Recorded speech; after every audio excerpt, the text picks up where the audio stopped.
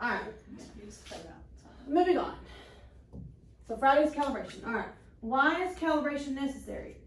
Calibration helps ensure that raters have an adequate training, including ample practice and feedback, before they assess their students in the spring.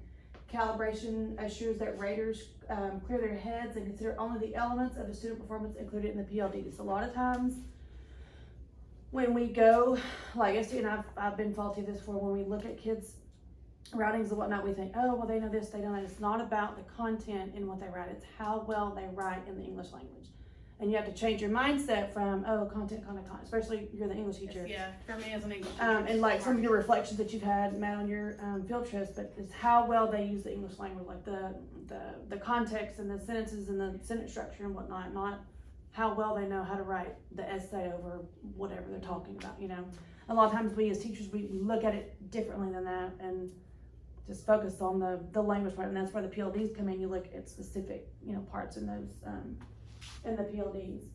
The calibration supports assessment validity and reliability as an important part of holistically scored assessment processes. I personally don't like any rubric mess because you tend to be more, subjective? Is that right? Where you're like, oh, I know this kid, I know they, yada, yada, yada, but you have to follow those descriptors in order to determine what level they are. I think we all do that as being teachers. Yeah. Okay, preparing for calibration sets. New raters, you guys are not new raters. You must do the online basic training. We don't do that because you're returning. All raters, which you guys have the option to review the online basic training course, which includes practice rating activities before attending a monitoring calibration session. If you guys want to, we can look at that as a group real quick one afternoon and before you get that done. And you might even want to just take a gander at it just to kind of look and see kind of what we're getting into. I mean, I could always go and like, you know, pull their folders and get some past samples, but that's a little hectic. So I think the practice would be good just to, you know, get your feet wet with it. Okay, monitoring calibration sessions. All raters must receive administration procedures training prior to attending a calibration session and must have signed the oath on file. So we need to get that oath. A roster of participants in each session will be maintained. And so you'll have to put, you know, who all's doing this and the times, and it's very much like STAR. Raters will be given a passcode by the session proctor in order to access calibration. And that's going to come from you and come from the central office. Raters may use the TELPAS Rater manual or a copy of the PLDs, and that's the writing PLDs, rather than, you know, I can take them up, you can keep them, look over them. I would, you know, at home or when you have time, and, you know, just kind of skim through them and kind of look at the differences in each descriptor, and you can use those during calibration. Notes taken during the calibration should be done on scratch paper.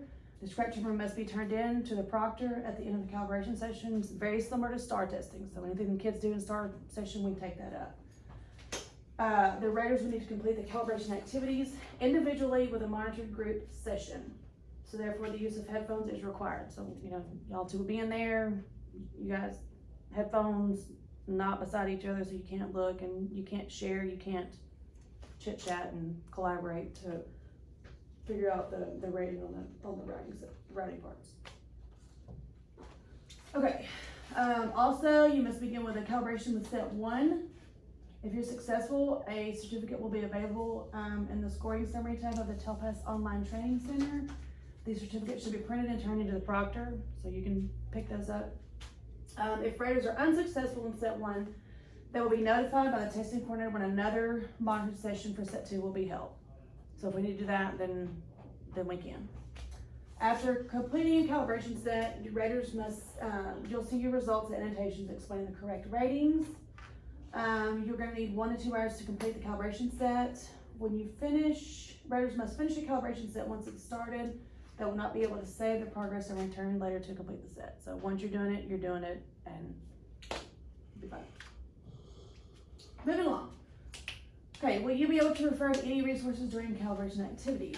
Yes, you may use a clean copy of the rating rubric, which is the PLDs. You should also have access to scratch paper. And just remember, all the notes you take will be turned into the testing proctor. How many students must be rated successfully?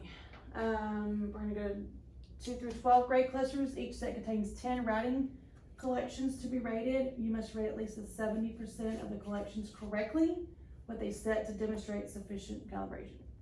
So there'll be 10 different students, different sets. 10 writing collections to be rated.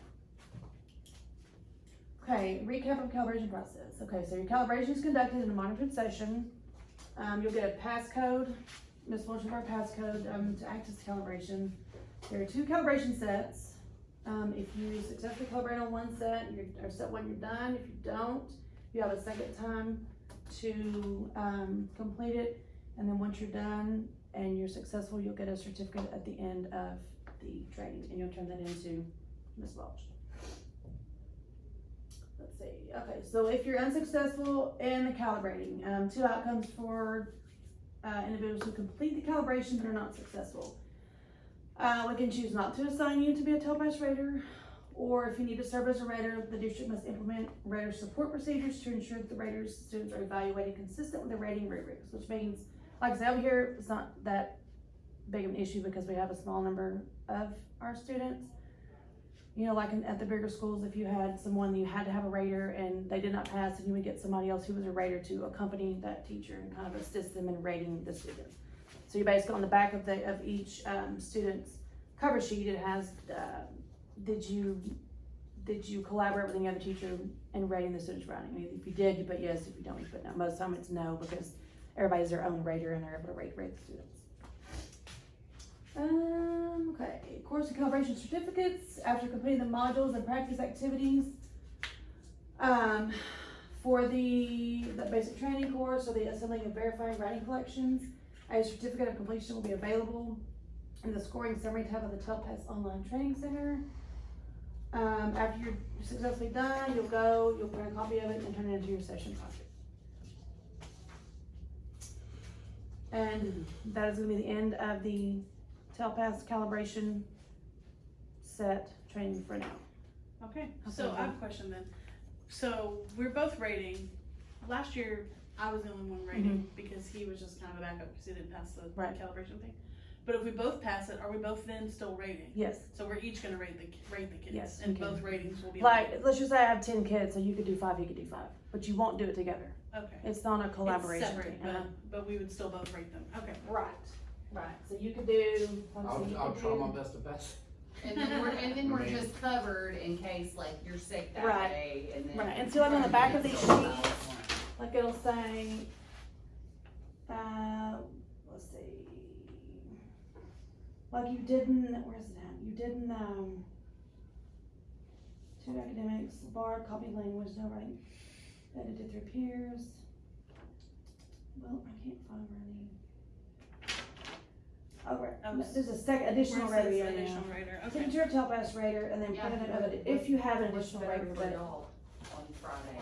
Okay. But it would be just like a, Afternoon for you. I mean, we'll have the sub floating around. I mean, we'll have the sub for the Yeah. whole day, but, I prefer to do it as early as possible. okay.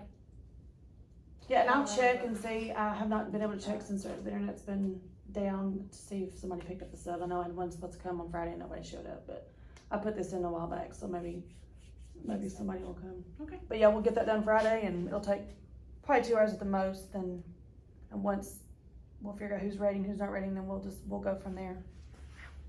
Okay, kind of glad to